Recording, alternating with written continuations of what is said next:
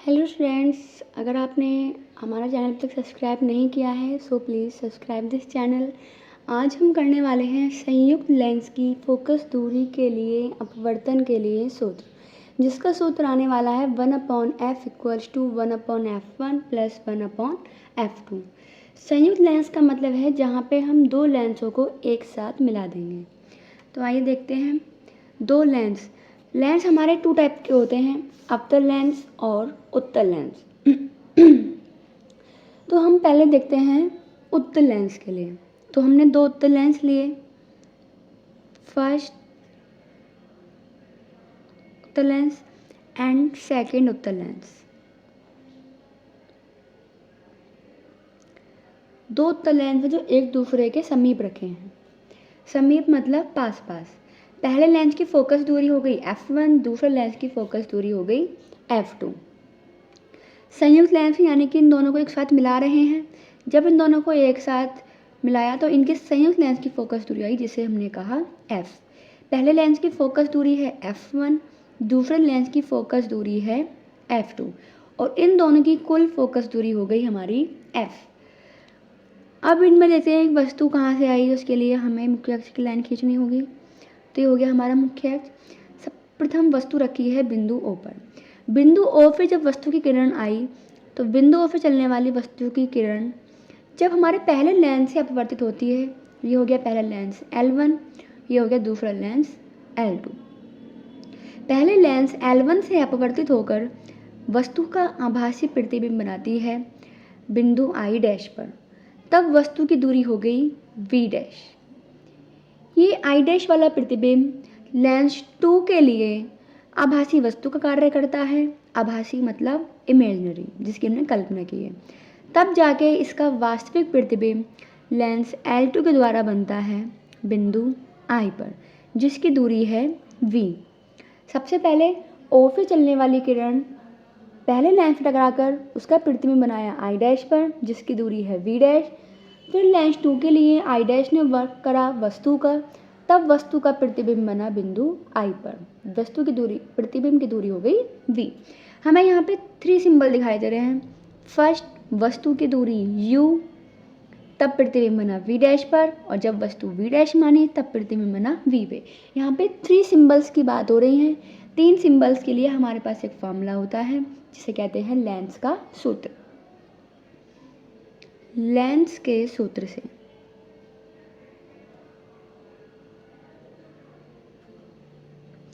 Lens का सूत्र होता है 1/f equal 1/v minus 1/u। सबसे पहले तो हमें सभी चीज़ के बारे में पता होना चाहिए कि यहाँ f क्या है, v क्या है, u क्या है। जहाँ f है लेंस की फोकस दूरी,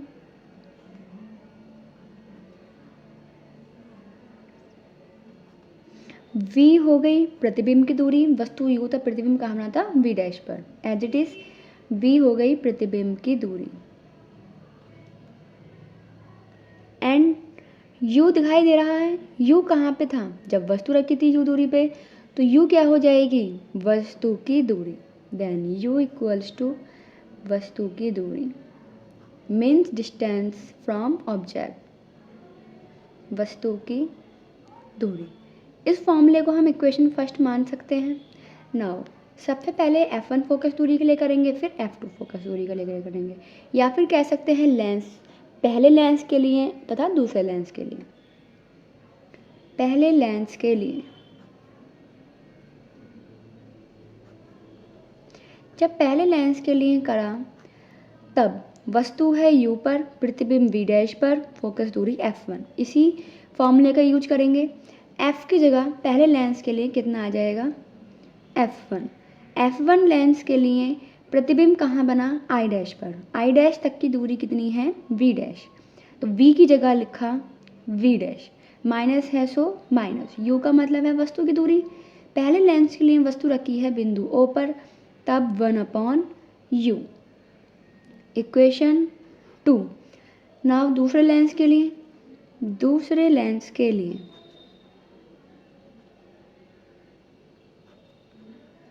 जब दूसरे लेंस के लिए बात करी तब फोकस दूरी कितनी है हमारी F2, तो F की जगह हम क्या लिख सकते हैं F2, 1/F2।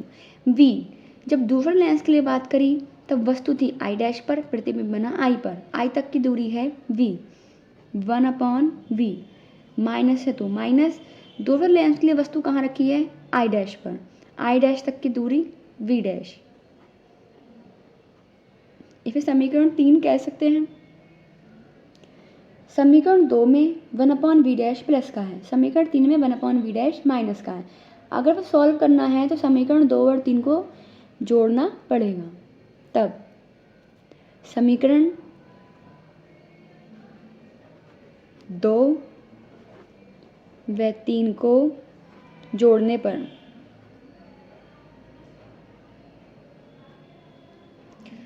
जब जोड़ते हैं, यहाँ 1/F1 लिखा हुआ है, लिखा 1/F1, यहाँ लिखा हुआ है 1/F2, तो यहाँ लिखा 1/F2, इक्वल है तो इक्वल, यहाँ लिखा हुआ है 1/V डैश, लिखा 1/V dash minus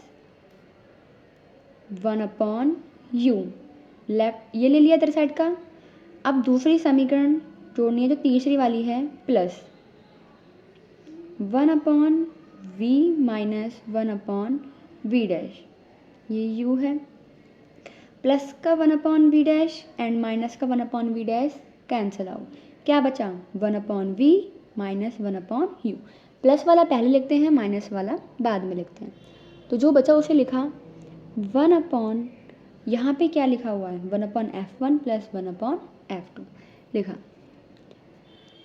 1/F1 plus 1/F2 equal में लिखा हुआ है 1/V minus 1/U। Equation first से हमें दिखाई दे रहा है 1/V माइनस 1/U किसके बराबर है 1/F के। तब समीकरण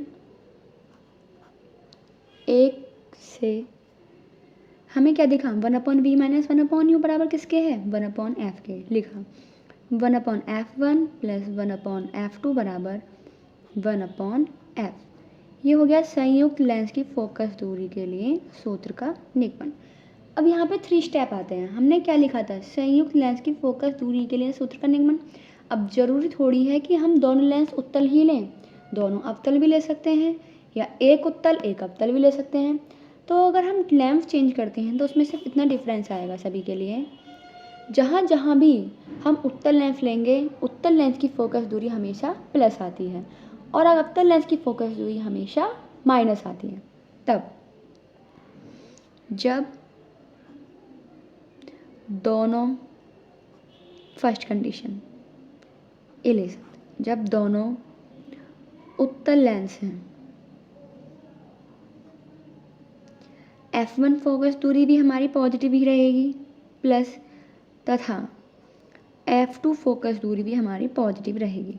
उत्तल देखते ही फोकस दूरी प्लस, अवतल देखते ही फोकस दूरी माइनस। नाउ जब दोनों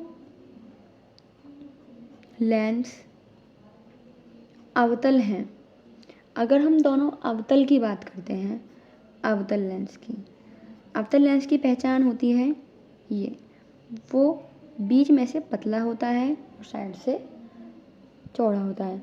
उत्तल लेंस बीच में से मोटा होता है और किनारों से पतला होता है।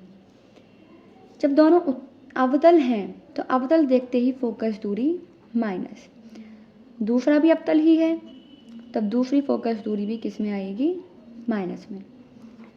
अगर यदि पहला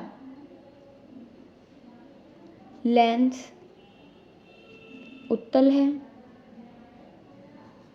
तथा दूसरा अवतल है, तो हमें तो ये पता है जहाँ भी उत्तल दिखाई दे तब उत्तल के लिए फोकस दूरी आती है पॉजिटिव और अवतल के लिए फोकस दूरी आती है नेगेटिव।